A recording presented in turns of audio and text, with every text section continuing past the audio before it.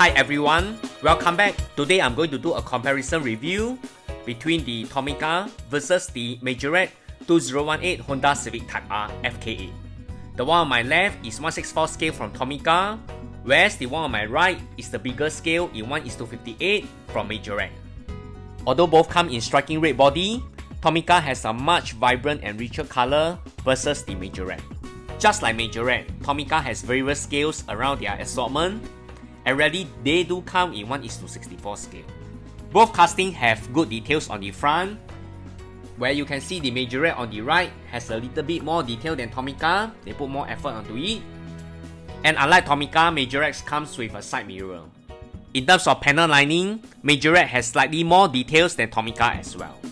Both makers come with plastic spoilers, which is another unique, and that's good.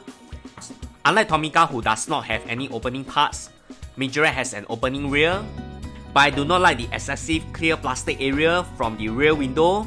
Just as per what I mentioned in my previous review video for Majorette, I believe it's the construct. And despite their differences in scale, both castings has very good stance and construct, and that's good. I like the carbon finishing on the Tomica casting, where Majorette do not have any.